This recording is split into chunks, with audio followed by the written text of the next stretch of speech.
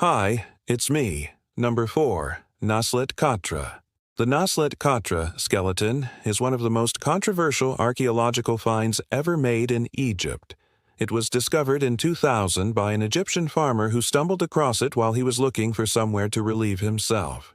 The farmer was so shocked by what he saw that he immediately reported it to the Egyptian authorities, who quickly realized they had a mystery on their hands. Buried at the bottom of a narrow shaft about 30 feet deep was the skeleton of a man who was clearly very advanced for his time, and this is proof of forgotten pioneers in the land of the pharaohs. The skeleton dated back 30,000 years, making it over 10,000 years older than the beginning of the Egyptian civilization. But if this man had been living in a primitive hunter-gatherer society, why was he buried with such advanced stone tools? This mystery has only deepened since the initial discovery, and no one has been able to shed any light on it.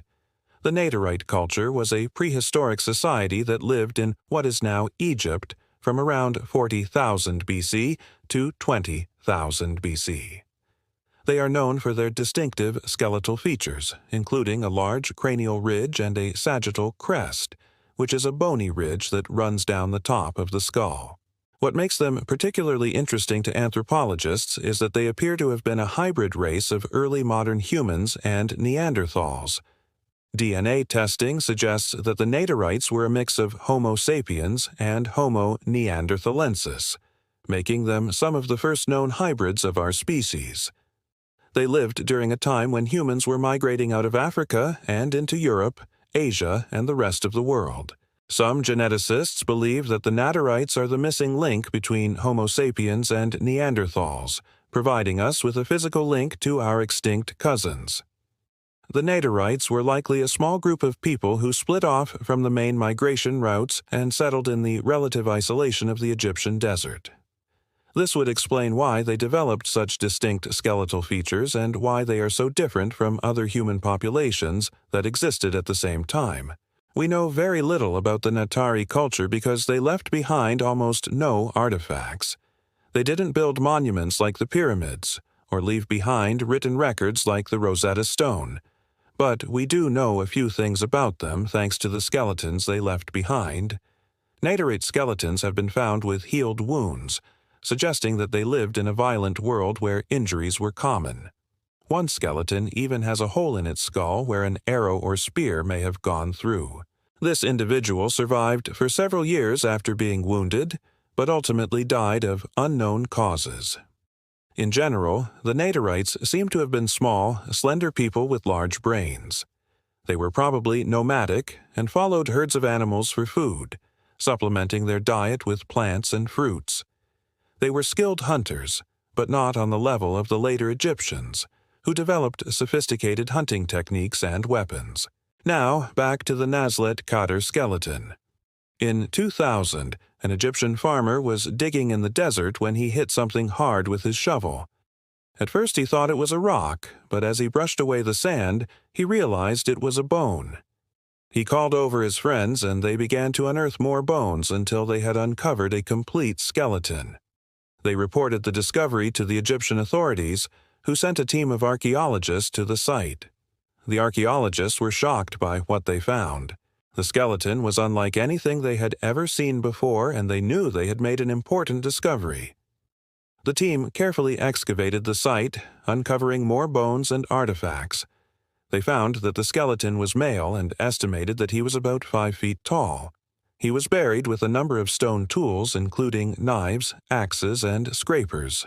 These tools were unlike any that archaeologists had ever seen before, and they appeared to be extremely advanced for the time period in which they were made.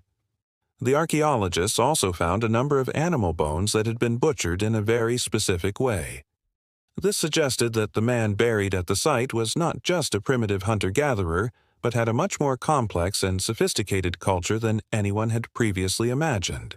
To make matters even more strange, the skeleton was found in a narrow shaft that had been dug 30 feet deep. This was not a simple grave, but a deliberate burial. The man had been placed in the shaft and then covered with dirt and rocks. All of these findings suggested that this was the grave of a Naderite pioneer, a member of a small group of people who lived in relative isolation from the rest of humanity. But who was this man, and why was he buried with such advanced tools? We may never know the answer to this question, but it's clear that the Naturites were a much more advanced culture than we previously thought. They lived during a time when most humans were still using simple stone tools, but they had developed sophisticated hunting techniques and weapons.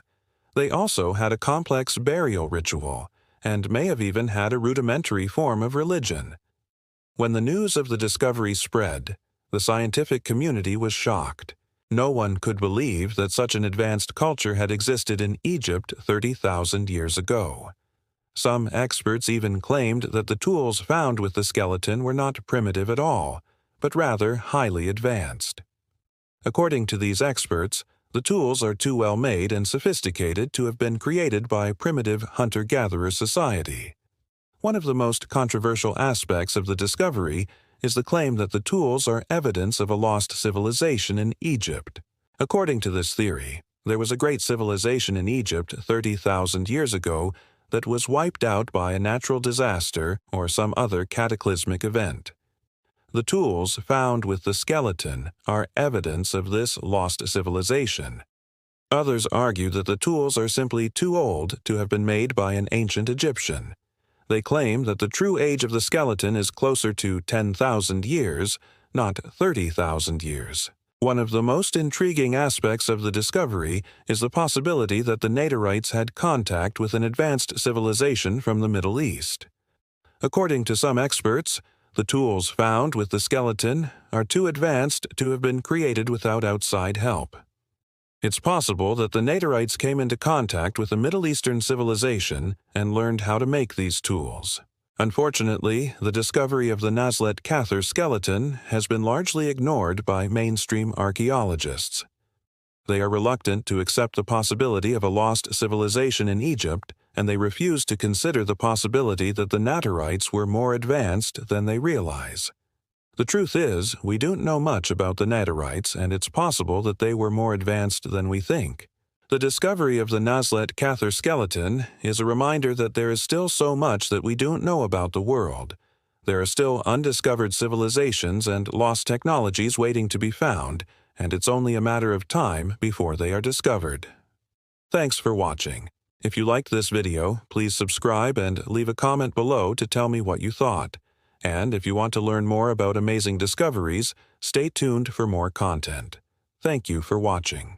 Somewhere along the northwestern edge of China, high up in the mountains, lies the start of a wall that stretches across the country. This wall was built over 2,000 years ago and is so long that it can be seen from space. It is the longest man-made structure on the planet, and for the longest time, it was thought to be the only one of its kind. But there's a secret about this wall that nobody seems to know, and in today's video, we will discover what it is. Hello, and welcome to my channel. Today, we're going to be traveling back to ancient China and exploring the ruins of a mysterious Great Wall. The discovery of this hidden wall has shocked archaeologists who are now struggling to piece together who built it and why. As always, there are many theories, but no one knows the true answer. So let's take a journey back in time and uncover the secrets of this mysterious wall together. As you may already know, the Great Wall of China was not just one wall, but instead a series of walls built at different times by different people. Over the past 2,000 years, many Chinese states and empires have risen and fallen, each leaving behind their own mark on the wall. The first verifiable evidence of a wall was during the Warring States period between 475 and 221 BC, when 7 separate states were constantly at war with each other. Each state wanted more land, more resources, and more power than the others, and so they fought brutal battles where entire armies would be wiped out. However, after a few hundred years of bloodshed, one man emerged who would unite the country under his rule. This man was Qin Shi Huang, the first emperor of unified China. After defeating all of his rivals, he ordered for all of the separate walls of the states to be connected and extended further west to protect his new empire from nomadic raiders. This original wall is known as the Pre-Qin Great Wall, and it was built around 200 BC. Around 1,600 miles of the original wall still stands today. However, our story does not begin here.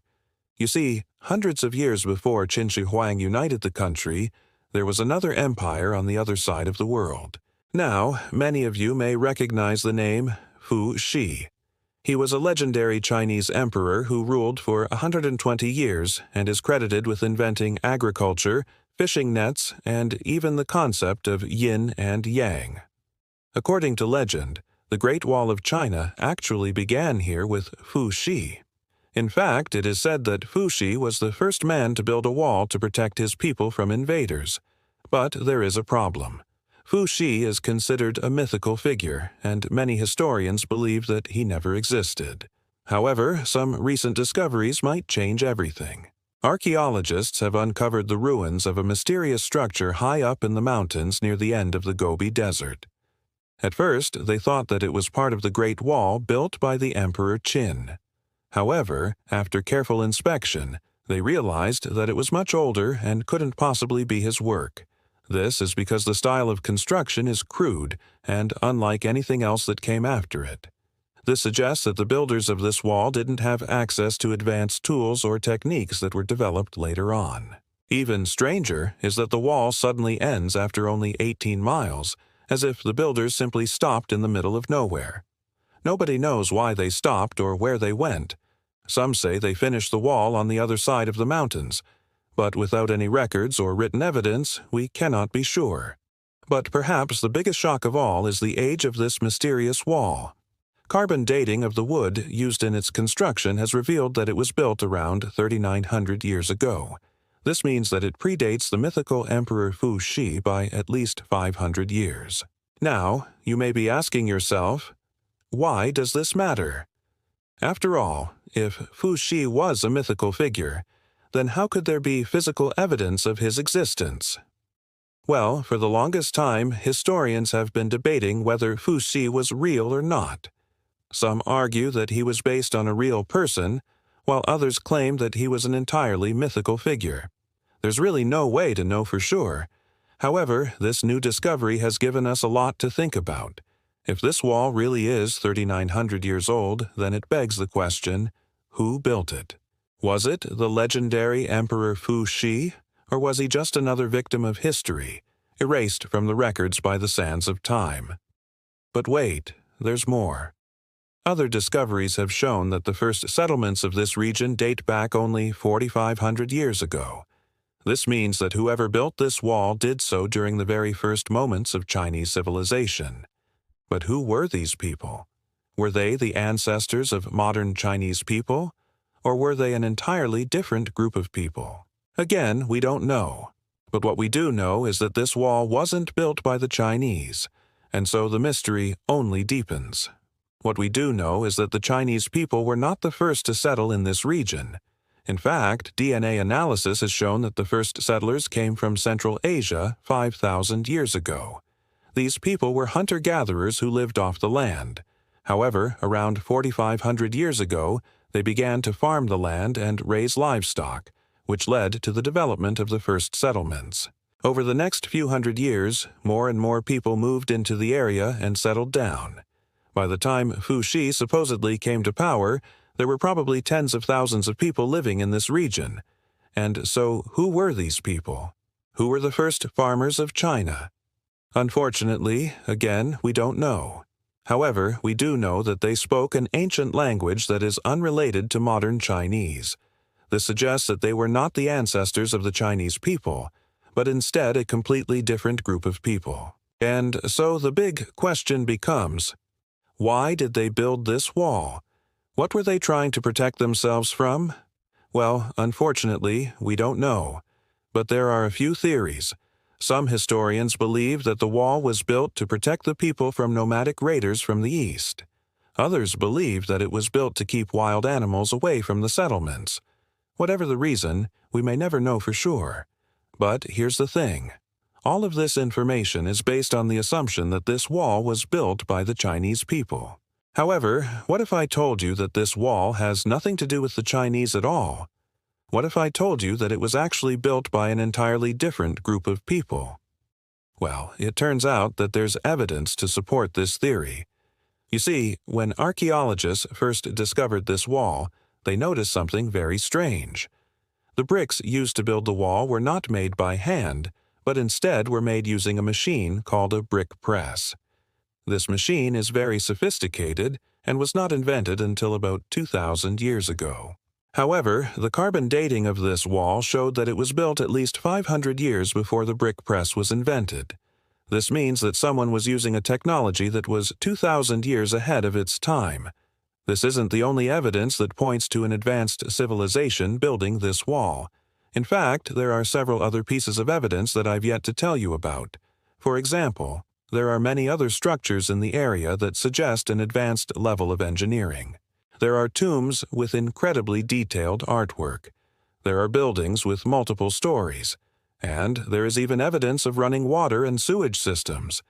It's almost as if the people who built this wall were a highly advanced civilization, yet there's no record of them in history. So who were these people and where did they go? Sadly, we don't know. But one thing is for certain. The history of China is about to be rewritten. The Great Wall of China is one of the most iconic structures in the world. But for the longest time, we've only scratched the surface of its mysteries. We've explored the secrets of its construction, the lives of the soldiers who guarded it, and the role it played in Chinese history. But there's still so much more to discover. In the coming years, new technologies will allow us to explore the Great Wall like never before. We will be able to uncover secrets that have been hidden for centuries and rewrite history as we know it. So, stay tuned. Who knows what secrets the Great Wall will reveal next? Thank you for watching. I hope you enjoyed this video.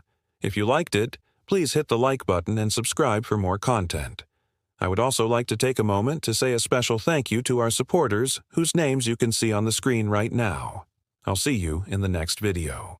Hi everyone, it's me, and today we're going to talk about an ancient monument that has been hidden for thousands of years. It is the oldest in Europe. Its age rivals that of Stonehenge, and it is also called Spain's Stonehenge.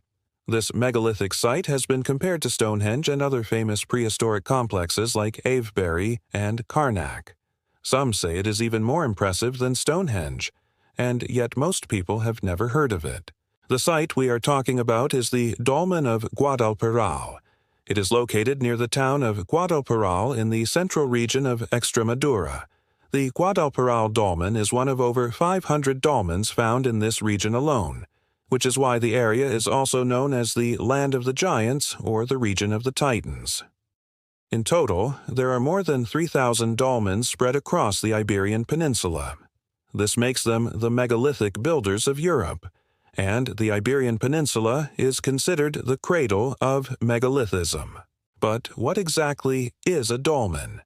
In general, a dolmen is a type of burial monument made up of 2 or more vertical stones with a horizontal stone resting on top. They are typically constructed from rough stones, although some have been found with decorated lintels. Some scholars believe they were used as both tombs and communal spaces for rituals. Some researchers believe they were used for religious ceremonies, while others believe they served both a religious and funerary purpose. Others think they were built as astronomical clocks and calendars. However, we don't know this for sure. While there are several theories about their purpose, their construction techniques, and how and why they were used, none of them can be proven. And since these structures were built between 4000 and 2000 BC, we have no written records or artifacts to help us understand them. We have no idea how old the oldest dolmen is, but we do know that they outlived the Neolithic period and continued to be used into the Bronze Age. One thing that scholars do agree on is that dolmens were built all over Europe, North Africa, and parts of the Middle East, although they are most common in Spain and Portugal. Dolmens can be found throughout Great Britain and Ireland, France, Germany, Belgium, Switzerland, Italy, Greece, Turkey, Syria, Jordan, Israel, Egypt, Morocco, and Algeria. There are even examples of so-called American dolmens found in Ecuador, Bolivia, Peru, Chile, Argentina, Brazil, and North America. These are, however, much younger and not related to the European ones. Each of these places shows a different style of architecture and function. For example, some dolmens consist of large stones and are similar to the construction of Stonehenge. Others are made up of smaller rocks and resemble cairns. Throughout history, they have been destroyed, buried, reused, and forgotten. They have been used as foundations for homes, churches, and other buildings. They have been used as quarries for other monuments. They have been plowed under by farmers, and they have been covered by vegetation. So many of them are in very poor condition today. However, over the last few decades, archaeologists have been able to discover quite a few thanks to modern technology. In fact, the dolmen of Guadalperal was first discovered in 1926, but at the time it was plowed under and lost again. It wasn't rediscovered until 1991 when the water receded, revealing its existence once again. When the Spanish Civil War broke out in 1936, a military aviation school was established nearby and aircraft began to drop bombs over the area. This caused an increase in the number of artifacts being unearthed and led to the discovery of 5 more megalithic structures in the region. The sites include the remains of houses and storage facilities dating back to the Neolithic period. There was also evidence that they had been used for ritualistic activities, such as animal sacrifices and burials. Several human skeletons were found alongside pottery, tools, and ornaments made from bone, shell, and stone. But despite these finds, the government did not protect the site, and it continued to be plowed until 1998, when bulldozers uncovered the megaliths of Guadalperal once again. It was then declared an archaeological site and work began to preserve it. Archaeologists estimate that the dolerite was constructed around 2500 BC, making it nearly 5,000 years old. They think it was built during the late Neolithic and early Bronze Age. To date, the monument consists of 3 large stones weighing approximately 70 tons each, arranged in a row, along with another smaller stone that may have been part of the structure originally, but fell apart over time. It is possible that the dolmen was originally much larger, but we will probably never know. Since the site was plowed for decades, many of its original stones could have been destroyed, removed, or buried under the soil. The most interesting part of the dolmen is that it is normally underwater. The megalithic site is located in the middle of the Valdecaballeros Reservoir, a man-made lake created in the 1960s when a dam was built on the Tajo River. This caused the valley to flood, submerging the dolerite along with several other ancient sites in the area. Every year, the lake level drops in the summer due to evaporation and water rationing, and every 3 or 4 years, the monument emerges completely out of the water. This happened most recently in 2019 and 2020. During those times, archaeologists take advantage of the opportunity to study the site and monitor any changes that occur due to erosion or other natural factors. In 2015, when the dolmen re-emerged from the water, it was covered in graffiti. Someone had even carved a pentagram into one of the stones. Sadly, vandalism like this is not uncommon in Spain. The country has some of the best preserved prehistoric art in Europe, including some of the earliest examples of cave painting. But over the years, many of these sites have been defaced by visitors. In 2018, a man was caught on camera carving his initials into the Altamira cave. He was fined over $6,000 and banned from visiting the cave for 10 years. Unlike other megalithic structures like Stonehenge, the dolmen of Guadalperal was not built in a prominent location.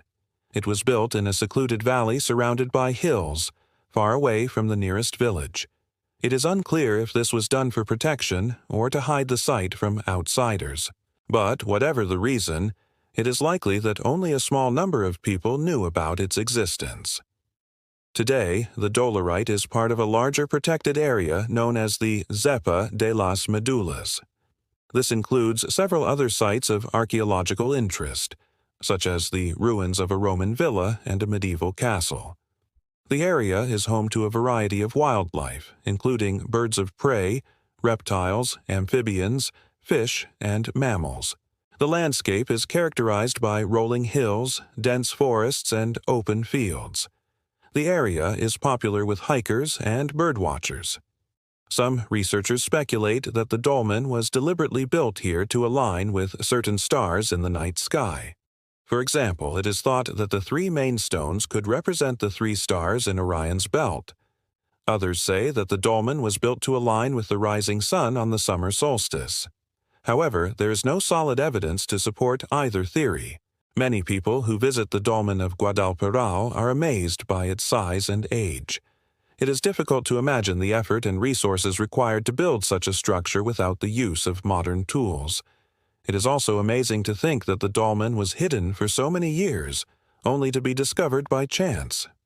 Those who have seen the monument say that it is a humbling experience to stand in the presence of something so old and mysterious. Thanks for watching. Have you ever seen the dolmen of Guadalparao? Would you like to visit? Let me know your thoughts in the comments below. If you like this video, please hit the thumbs up button and share it with your friends. And don't forget to subscribe for more videos like this. See you next time. Hi everyone. In today's video, we are going to look at the bronze masks from Sanxingdui in China and try to find out who or what these mysterious people are wearing on their heads. The Bronze Age in China began around 3,300 years ago and lasted for about 1,000 years. During this time, several important cultures flourished in the region. One of them was the Shang dynasty. They were a powerful and wealthy kingdom that controlled most of modern-day Anhui province and parts of neighboring provinces. Their civilization reached its peak between 1600 and 1046 BC, when it was abruptly abandoned following a devastating flood. After the Shang, another culture arose in the middle and lower reaches of the Yangtze River, the Sichuan Basin. They were known as the Shu Kingdom and later as the Kingdom of Ba. Their capital was located near the present-day city of Chengdu. They had their own writing system, calendar, and religious beliefs and were known for their skilled craftsmanship and trade networks. However, they did not last forever either. In the 4th century BC, they were conquered by the emerging state of Qin. But before we get into the masks, let's quickly take a look at the site itself. The Sanxingdui site was discovered in 1982 by local farmers. Since then, 6 large sacrificial pits have been excavated, each containing a variety of artifacts. These include thousands of bronze objects, jade artifacts, gold ornaments, ivory sculptures, pottery, bone tools, and more. The site is remarkable because of the sheer number and variety of artifacts found there. It is one of the most important archaeological sites in China and has yielded invaluable insights into the culture and society of the ancient Shu Kingdom. Now let's look at some of the strange objects found at the site, including some of the famous bronze masks. This mask was unearthed from Sacrificial Pit No. 1 in 2020. It weighs over 20 pounds and is made of a single piece of copper without any seams or joints. The nose is huge, exaggerated, and bent at the end, resembling the beak of a bird. The eyes are almond-shaped and the ears are long and drooping. The face also has distinctive features such as a protruding forehead, a thin mouth, and a double chin.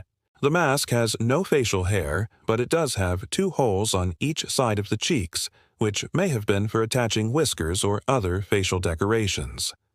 The overall effect is that of a highly stylized and somewhat alien-looking face. It is interesting to note that the mask has no clear gender characteristics, which suggests that it may have been intended to represent a deity or other supernatural being rather than a specific individual. Here's another oversized mask from the same pit. The face has sharp angular features with a high forehead, narrow eyes, and a prominent nose. The mouth is small and the chin is narrow. The ears are large and almond-shaped. The entire face is decorated with geometric patterns and lines that add to its alien-like appearance. These masks remind me of the Dogon people from Mali in Africa. They are known for their distinctive facial masks, which often feature exaggerated and stylized features such as elongated skulls, pointed noses, and almond-shaped eyes. These features are similar to those found on the Sangsing masks and suggest a shared interest in depicting the supernatural and otherworldly through art. However, the Sangsing masks are much older and predate the Dogon culture by thousands of years, so it is unlikely that they were influenced by African cultures. Instead, they likely represent a unique and independent artistic tradition that developed in ancient China. This mask was found in the same pit as the previous two. The facial features are highly exaggerated with a wide nose and thick lips. The eyes are almond-shaped and the ears are large and round. The mask has a thick beard and a headdress that makes it appear even more imposing. The overall effect is that of a powerful and otherworldly figure. Some have speculated that these masks may have represented gods, spirits, or other supernatural beings. This is based on their unusual and exaggerated features, as well as their association with the sacrificial pits. The latter were likely used for rituals and ceremonies related to these masks and the beings they represented. The exaggerated features of the masks could be interpreted as an attempt to stylize and emphasize certain aspects of the human face. For example, the large nose and thick lips may have been meant to symbolize wisdom, power, or other desirable traits. Alternatively, they may have been inspired by actual physical traits of the ancient Chinese people, who are known to have had prominent noses and full lips. However, it is important to note that these are just speculations, and there is no definitive explanation for the exaggerated features of the Sangsing masks. It is possible that they were simply meant to create a sense of awe and wonder in those who saw them, or they may have had a deeper cultural or religious significance that has been lost to history. Some believe that the Sangsing masks may have been inspired by real or imagined foreign cultures. This is based on the fact that they bear a striking resemblance to some Native American and African masks. However, this theory is also speculative, and there is no evidence to suggest that the ancient Chinese people had contact with these cultures. It is more likely that the similarities are simply coincidental, or that they reflect a shared human fascination with the supernatural and the otherworldly. What do you think these strange masks are all about? Feel free to share your thoughts in the comments section below. Also, if you enjoy our videos, please show your support. It goes a long way in helping us to keep making more videos for you to enjoy. And with that said, until next time, stay safe, and we'll see you soon. Hey guys, hi there. In today's video, we are going to talk about the hidden secrets behind the Temple of the Moon. Make sure to stay until the end to find out why the Peruvians built this temple and what it has to do with human sacrifices. So, make sure to stay until the end to find out. Also, if you are new here, remember to subscribe for more videos about mysterious ancient places. But now, let's get started. The Temple of the Moon is an ancient pyramid built by the Peruvians over 1,000 years ago. It is located just north of the city of Trujillo, close to another large pyramid called Huaca de la Luna, or the Adobe Pyramid.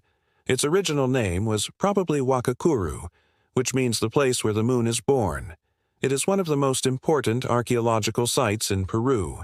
The Temple of the Moon was first mentioned by Spanish chronicler Pedro de Thibodeau in his book Primer Nueva Crónica del Perú, published in 1879. He described it as a large pyramid made of adobe and other materials that had many rooms inside and many idols and images carved on its surface. However, he also said that the temple had been badly damaged by earthquakes and floods, so much so that only a small part of it remained standing when he wrote his book. Another chronicler, Juan de Santa Cruz Pachacuti Inca, mentioned the Temple of the Moon again in his work Sucesos de los Incas, published in 1613. He added more details to Thibodau's description and told a story about how the temple was used for religious ceremonies. According to him, the priests of the moon god used to climb up a ladder from the bottom of the pyramid to reach a platform where they burned incense and made offerings to the moon. They also kept a silver statue of the moon god there, which they would dress up in fine clothes and jewelry. However, despite these written accounts, the Temple of the Moon was forgotten again until it was rediscovered by modern archaeologists in the early 20th century. One of the first people to study the site was Julio C. Tello, a Peruvian archaeologist who visited the Temple of the Moon in 1928. He found some ceramics and other artifacts that helped him date the site to the pre-Inca period, around the year 800 AD. He also noticed that the Temple of the Moon was aligned with another site called El Toro, which contained a large ditch and a group of smaller pyramids. He thought that these sites were part of a larger ceremonial center that was dedicated to the worship of the moon and the stars. The next major excavation at the Temple of the Moon took place between 1965 and 1966 under the direction of Walter Alva, another Peruvian archaeologist. He uncovered more murals and artifacts that revealed more details about the history and culture of this place. He also found connections to other important sites in the region, such as Chan Chan, the largest pre-Columbian city in Peru, and the Chimu royal tombs. He concluded that the Temple of the Moon was not just a simple pyramid, but rather a complex religious and administrative center that played a vital role in the political and social life of the pre-Inca society. The murals are painted on the inner and outer surfaces of the tower and show various scenes related to the moon god and his followers. Some of the murals depict the creation of the world, others show the moon god giving gifts or blessings to humans, and yet others display rituals and festivals in his honor. The murals also feature other deities and mythological creatures such as jaguars, eagles, spiders, and serpents. Some of the murals also have astronomical elements such as constellations, planets, and eclipses, indicating the importance of astronomy and astrology in their beliefs. One of the most intriguing aspects of the murals is the presence of human sacrifices. In several scenes, the murals show how the moon god demands human sacrifices to satisfy his hunger. These sacrifices were not just ordinary people, but rather important figures such as priests, nobles, and even kings. For example, one mural shows a priest being sacrificed by having his heart ripped out while he is hanging from a rope. Another mural depicts a king being drowned in a lake while holding a flower in his mouth. These sacrifices were not meant to be horrifying or cruel, but rather heroic and honorable. The victims were considered chosen ones who had the privilege of dying for the greater good of their society. They were seen as volunteers who gave their lives willingly to please the moon god and ensure his favor. It is important to note that human sacrifice was not unique to the Peruvians or the moon god. It was a common practice among many ancient cultures around the world. For example, the Aztecs in Mexico also sacrificed thousands of people every year to their gods. The Inca in Peru also practiced human sacrifice, but it was less frequent and more associated with warfare and territorial expansion. The Peruvians had many reasons for sacrificing humans. One reason was to appease the gods and prevent natural disasters such as floods, earthquakes, and droughts. Another reason was to celebrate important events such as the founding of a city or the coronation of a king. A third reason was to honor the dead and ensure their safe passage to the afterlife. The Peruvians believed that the afterlife was a dangerous and challenging journey that required help and guidance from the living. Therefore, they would sacrifice animals and sometimes humans to accompany the dead on their journey and protect them from evil spirits. Another interesting aspect of the murals is their style and technique. The murals were not created in a single period or by one artist. Rather, they were made over several centuries by different artists who added their own creative touches and innovations. This resulted in a variety of styles and techniques that reflect the evolution of art in Peru. Some of the murals are realistic and detailed, while others are more stylized and symbolic. Some of the murals use bright colors and bold outlines, while others have muted tones and delicate brushwork. Despite the differences, all of the murals are united by their common theme and purpose, which is to express the veneration and devotion of the Peruvians to their moon god. Unfortunately, many of the murals have suffered damage over time due to natural erosion, vandalism, or looting. Some of the murals have lost their color and definition. Others have been defaced with graffiti or covered with protective layers of concrete. However, efforts are being made to restore and preserve these murals for future generations to admire. And here we are at the end of this video. If you liked this video, don't forget to like it. Also, remember to subscribe for more videos about mysterious ancient places. And here we are at the end of this video. Thank you very much for watching. This is the giant hand of the Atacama. It's a massive stone hand that rises 11 feet up from the ground and 23 feet across. It looks like the hand of some giant is reaching out from the sands of time, but nobody knows where it came from or how it got there. It was discovered in 2017 by a group of explorers in the Atacama Desert in Chile. The hand is made of granite and weighs over 100 tons. But strangely, it doesn't match the geology of the surrounding area. The rocks here are full of iron and magnesium, while the giant hand is mostly made of quartz. And that's not the only strange thing about it.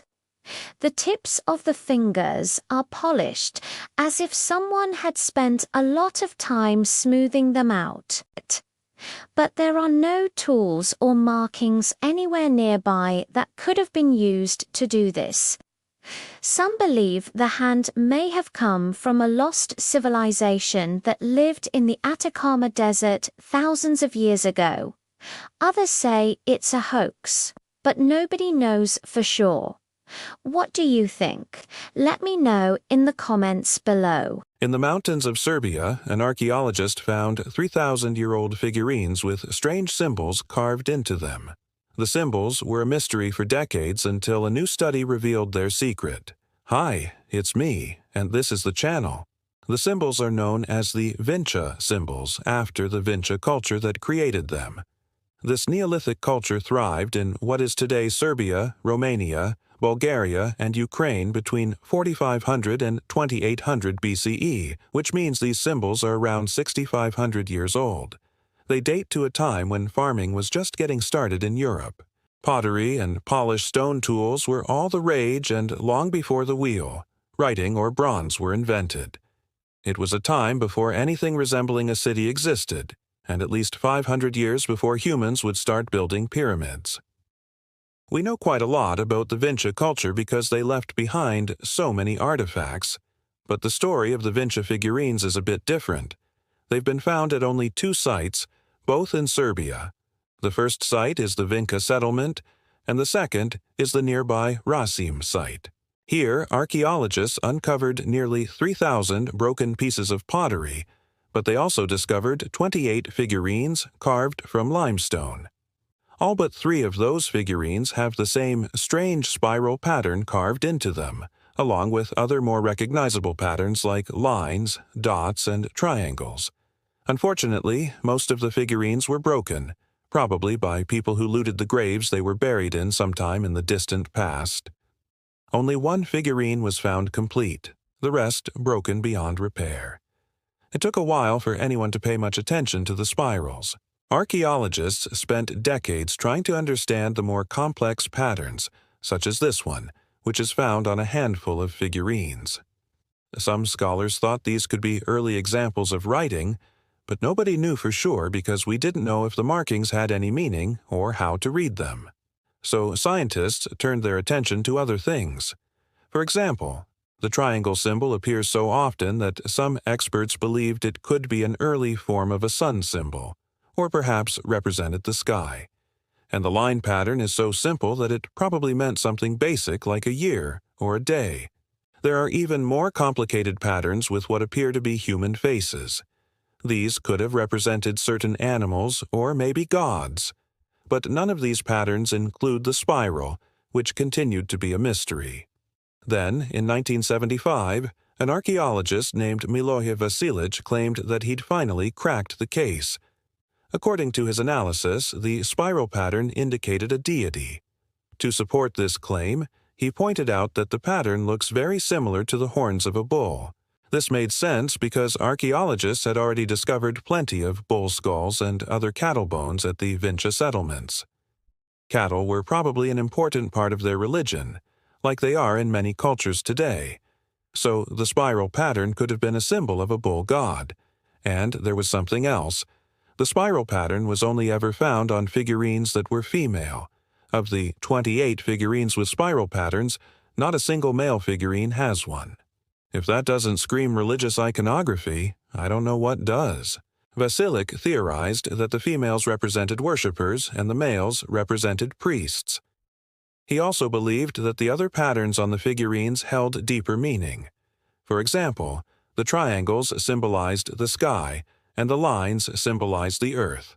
Together, the patterns told stories of the world and its inhabitants. But sadly, no one paid much attention to Vasiliev's research.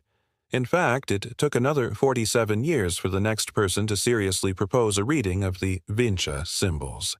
That person was Matija Đuričić, a psychologist and honorary professor at Belgrade University. Like Vasiliev, he believes that the Vinca symbols represent a writing system, but he sees them as a kind of logographic proto-writing.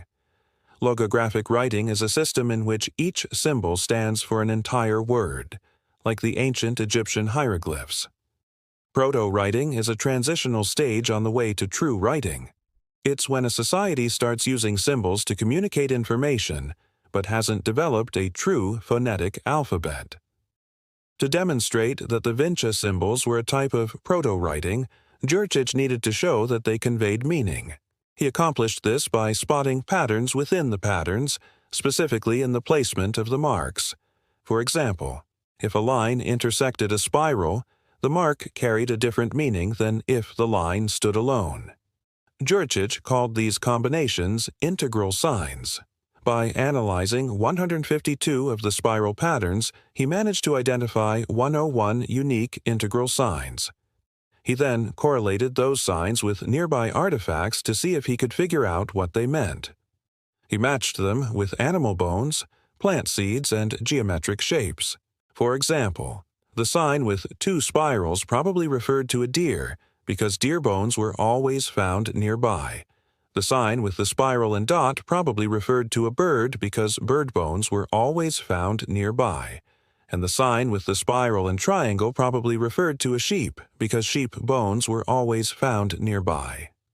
Đuričić argued that eventually these signs evolved into the modern Cyrillic letters for deer, bird, and sheep. Now I'm going to quote Đuričić directly because he explains it better than I can. The Vinca symbols are simple signs, mostly geometrical shapes.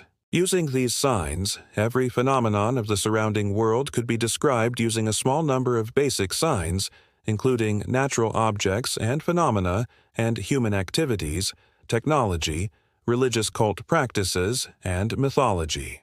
For example, the arrangement of 2 spirals could mean woman, while the arrangement of 3 spirals could mean man. The symbol of the horned god would consist of the combination of 4 spirals, 2 arranged vertically and 2 horizontally, while the sign for goddess could be written with 3 spirals arranged in a triangle shape. These symbols have many similarities to the Egyptian hieroglyphs. For example, the Vinca sign for horned god looks a lot like the Egyptian god Amun. The Vinca sign for bird looks a lot like the Egyptian vulture. And the Vinca sign for house looks a lot like the Egyptian house. So Đuričić believes that the Vinca symbols are the oldest known writing system in the world, older than the Egyptians and the Sumerians. And he thinks that the Vinca people may have invented writing independently without outside help. Of course, some experts agree with him, but others do not. Many scholars continue to believe that the Vinca symbols aren't writing at all, but rather a type of decoration. They point out that we have no proof that the Vinca people could read or write, let alone pass down those skills from generation to generation.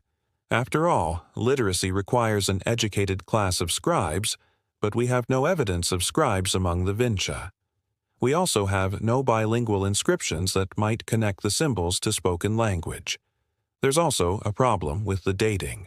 Radiocarbon dating of the figurines has revealed that they come from between 4400 and 3900 BCE, which makes them closer in age to the Egyptian hieroglyphs than Juricic believes.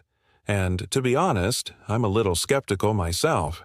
Don't get me wrong, the spiral pattern is definitely intriguing, and the idea that these figurines depict an early form of writing is really exciting. But personally, I think the evidence is a little too circumstantial. Consider this: if the Vinci people did invent a writing system, why did they stop using it? Did their priests seal their books after they died? Did they think their writing was holy and hide it away? Or did they simply lose their writing system when their society collapsed around 2800 BCE? If they lost it, then where did it go? Did the later cultures of Europe inherit the writing system and then lose it again? Why haven't we found any examples of true writing from before Egypt or Mesopotamia? I'm not saying that the Vinci culture invented writing. I'm just saying that it seems highly unlikely. What seems more likely to me is that the spiral pattern has nothing to do with writing. It may have been part of a ritual. Maybe the spiral represents a ceremony in which the priestess wore special headdresses with spiral horns. Or maybe they simply enjoyed making swirls and spirals because they looked pretty. I know that I'd carve a cool spiral on my pottery if I had a spiral-shaped stamp. So, are the Vinci symbols the world's first writing? I don't know. Personally, I think they're more likely a religious symbol or a type of decoration. But what do you think? Let me know in the comments below. And speaking of comments, let's move on to our first comment shout-out. This comment is from Thomas Sewell. He asks, "Can I get a shout-out now?" Sure you can, Tommy. Here you go. Thanks for watching. And if you want a shout-out in one of my videos, leave a comment below and it may be featured in a future episode. I don't know. So, the last 1500 years of prehistory have been wild. Humans invented agriculture, domestication, cities, writing, and so much more. What came next? Find out in my video on the Bronze Age collapse. You'll learn about the mysterious people who destroyed civilizations across the old world. Thanks for watching. Subscribe for more ancient mysteries, and I'll see you next time. In this vast region of northwest Russia, there are thousands of perfectly aligned stone tombs raised high above the ground on top of hills overlooking the landscape. But who built them and how they managed to align them so precisely remains a mystery. This is the megalithic burial grounds of the North Caucasus, and today we're going to explore just how mysterious it really is. The megalithic tombs dot the landscape across an area of 2,300 square miles, which is larger than the entire state of Connecticut. It's one of the most archaeologically rich areas in all of Europe, with over 170,000 archaeological sites scattered throughout. And yet, the majority of these sites are still unexplained. These tombs are known locally as dolmens, which is derived from the French term dolmen, which simply means a type of tomb. While dolmens are found all throughout Europe, the ones in the North Caucasus are unique in their construction and layout. Unlike other dolmens, those in the North Caucasus were built with huge stones weighing up to 66 tons each that were placed so precisely that some of the tombs could only be opened by using a special key rock that fit into place perfectly between the stones. Many of the tombs have also been found to have 2 stories with staircases leading up to them. While the purpose of some of the tombs is unknown, researchers believe that they may have originally served as burial grounds for ancient royalty and nobility, while others seem to have been used as communal tombs for multiple people. Archaeologists have even found evidence that some of the dolmens may have been used as places of worship. This is evidenced by the fact that many of the tombs are situated on top of hills or other elevated places, making them more visible. Some have even found animal bones inside of the tombs, suggesting that animal sacrifices may have taken place there. In addition, some of the dolmens contain human bones, but surprisingly, none of them have been found to contain any type of grave goods. This suggests that the people who built them did not see the need to bring material possessions with them into the afterlife. While there are thousands of dolmens scattered throughout the North Caucasus, The largest collection can be found at a single site called the Kuldikya settlement, which contains nearly 350 dolmens in a relatively small area. Each dolmen at the site is unique in its design and layout, and while many of them are made up of 2 or 3 large slabs of stone, others are more complex with multiple slabs of stone forming a corridor or a central chamber. Many of the dolmens also feature intricately carved designs on their surface, depicting everything from geometric patterns to zoomorphic figures. While archaeologists are still working to decipher the meaning of these carvings, they suggest that the people who built them had a sophisticated understanding of the world around them and a deep connection to the natural world. In addition to the dolmens, the Kuldika settlement also contains other types of prehistoric structures, such as long barrows and burial mounds. These structures are much larger than the individual dolmens and typically contain the remains of multiple individuals. While these larger structures are more common throughout Europe, they are relatively rare in the North Caucasus. The presence of both types of structures at the same site suggests that the Kuldikya settlement was an important center of activity for the people who lived there.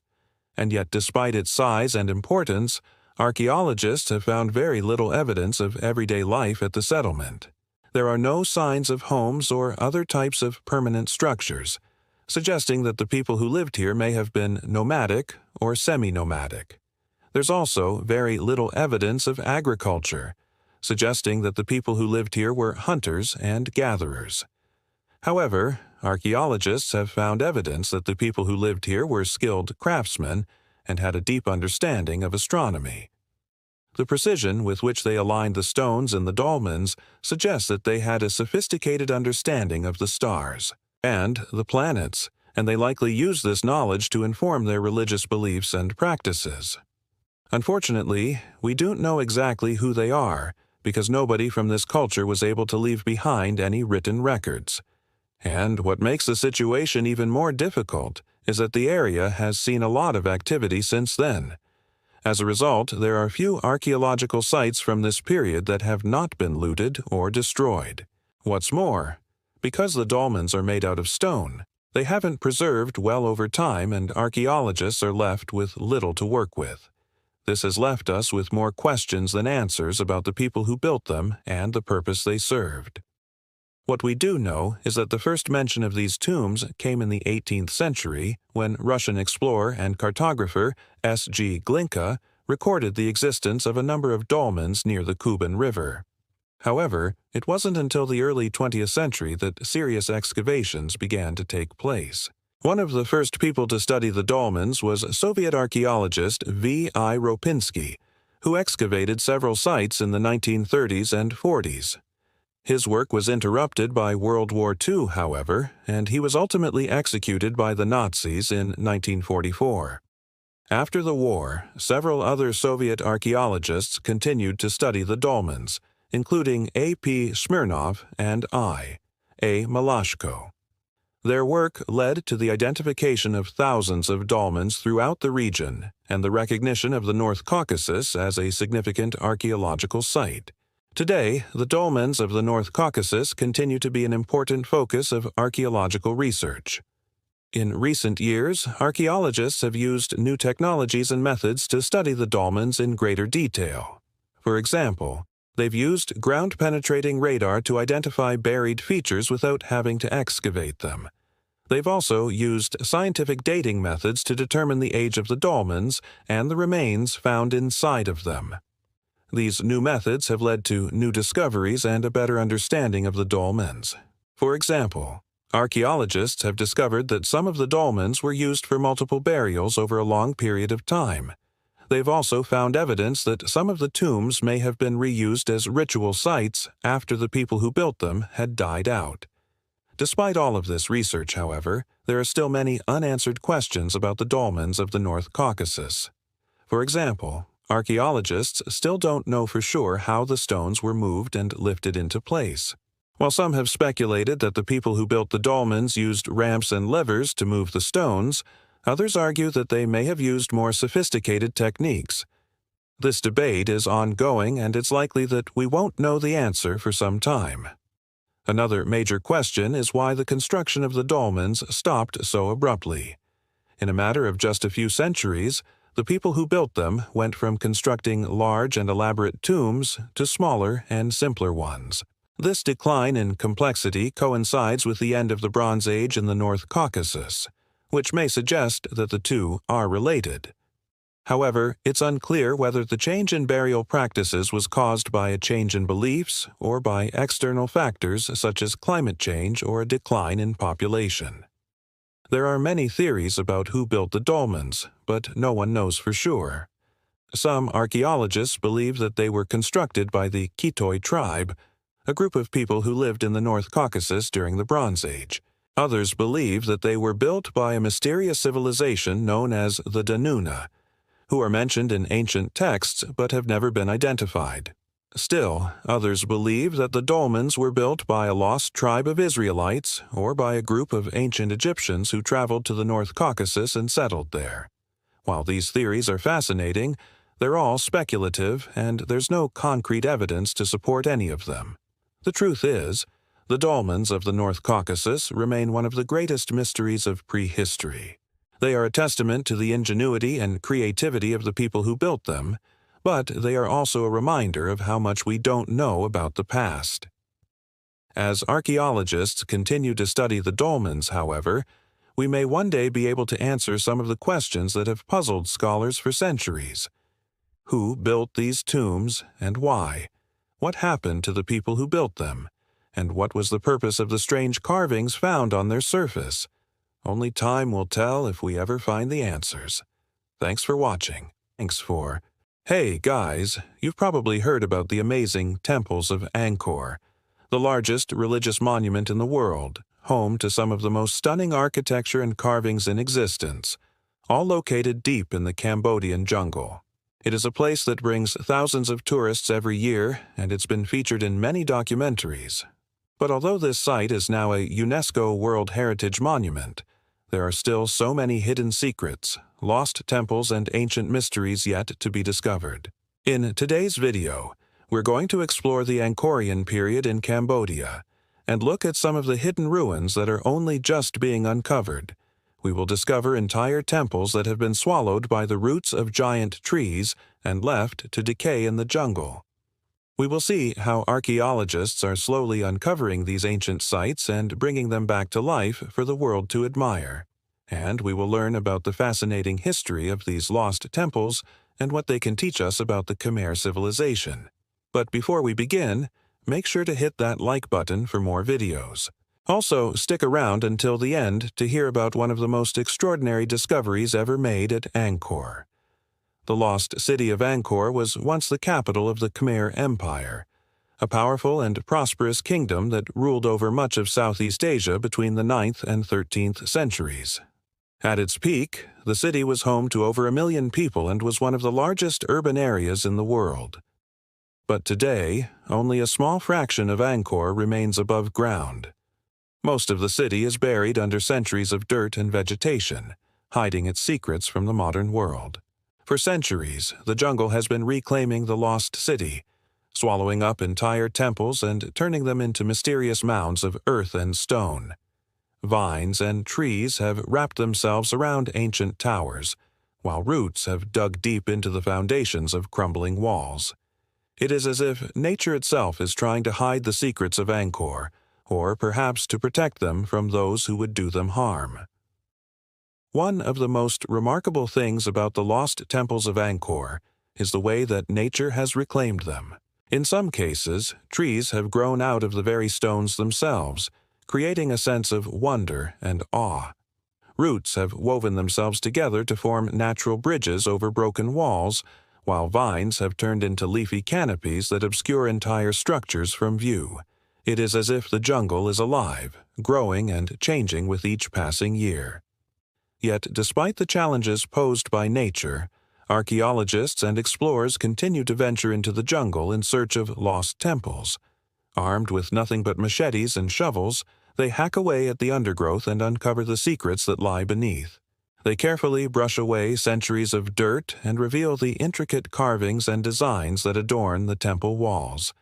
They piece together broken statues and restore them to their former glory, breathing new life into ancient works of art. As they work, they make incredible discoveries that shed light on the history of Angkor and the Khmer people. They find ancient artifacts such as coins, jewelry, and weapons that provide clues about daily life in the lost city. They uncover hidden chambers and passages that lead to secret shrines and treasure troves. And they learn about the beliefs and customs of a civilization that flourished more than 1,000 years ago. Among the most remarkable of these hidden ruins are the temples of Ko Kher. Located deep in the Cambodian jungle, Ko Kher was once an important religious center during the 10th century. But after the empire shifted its capital, the city was abandoned and swallowed by the forest. For centuries, it remained lost to the world until explorers stumbled upon it in the early 20th century. One of the most impressive structures at Ko Kher is the Pyramid of Prasat Krang. This towering stone monument is adorned with intricate carvings depicting scenes from Hindu mythology. But over the centuries, it has become overgrown with vines and roots, turning it into a mysterious and somewhat eerie landmark. It is as if the jungle itself is trying to hide the secrets of Ko Kher from those who would disturb them.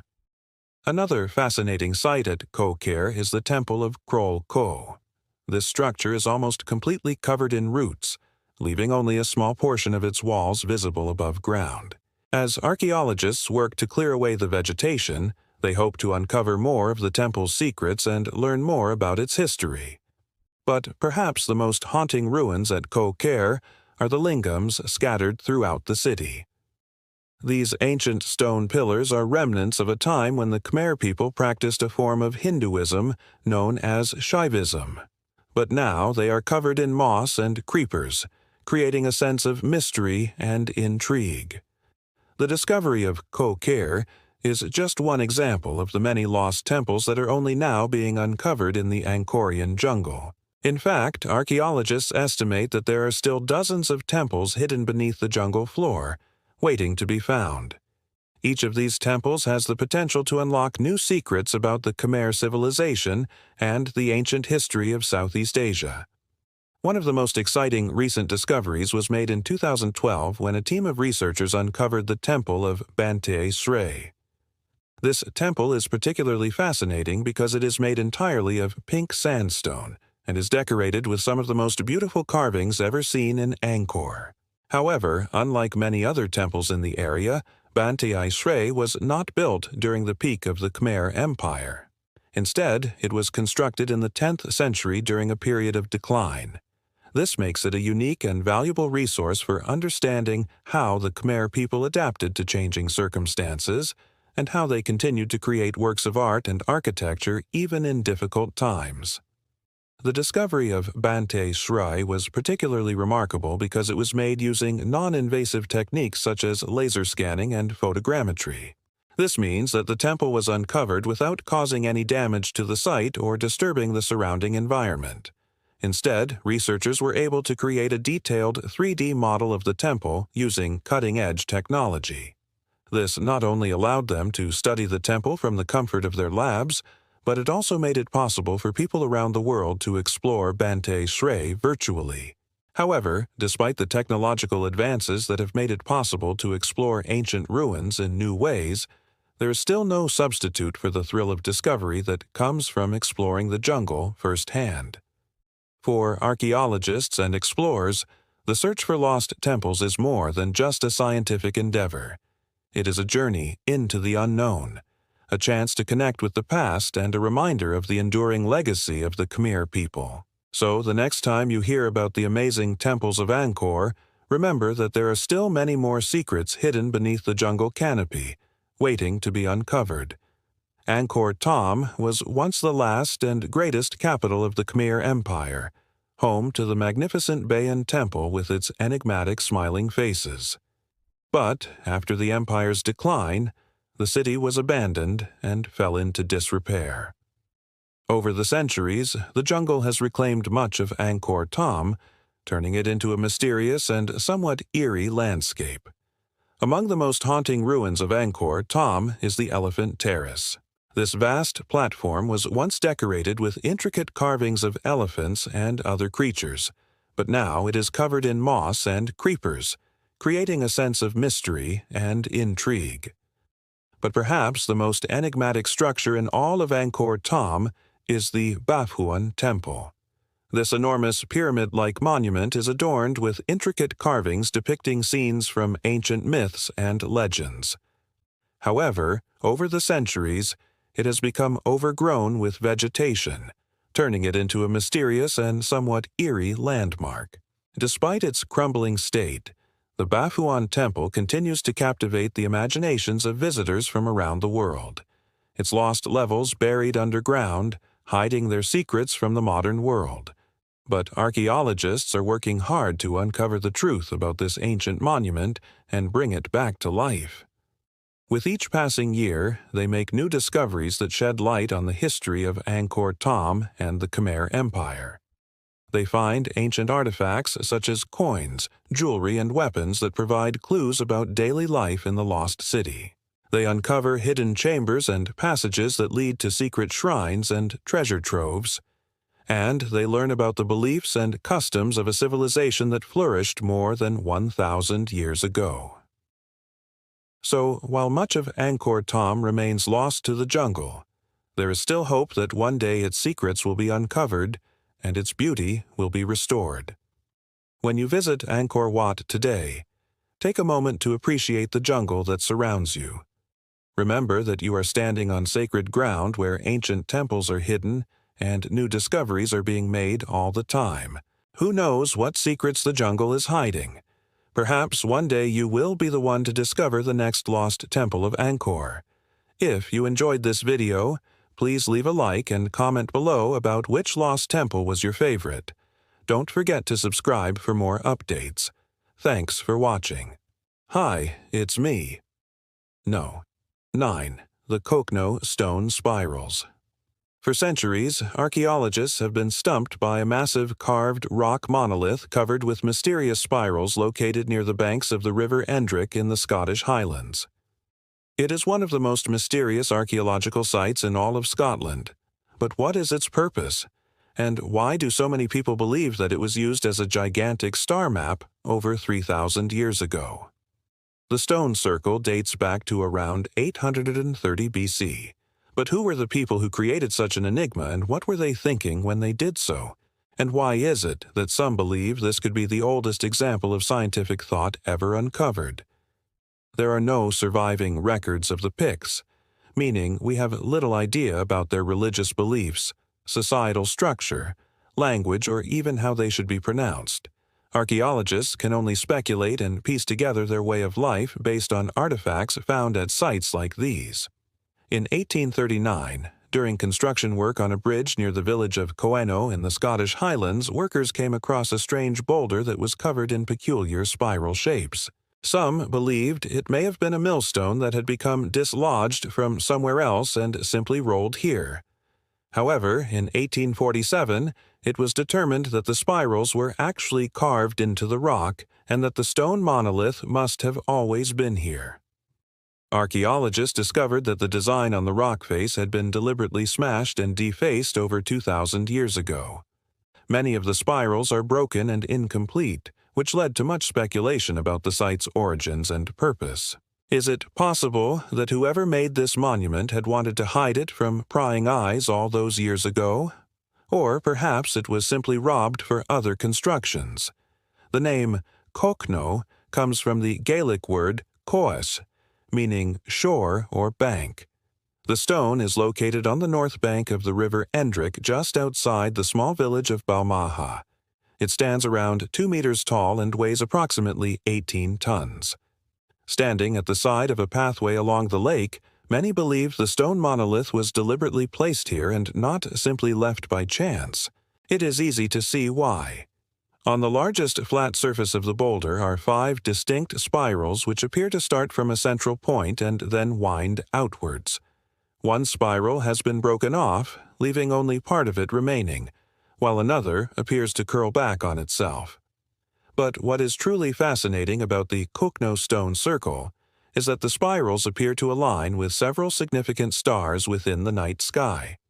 In total, there are 9 spirals, including the damaged ones. They measure between 16 and 24 inches in diameter, and according to author Paul Devereux, who has written extensively about the Pyx, the spirals align with the Pleiades star cluster and the bright stars Alcyone and Merope. The spiral that curls back on itself aligns perfectly with the bright star Capella, which shines brightly in the constellation of Auriga.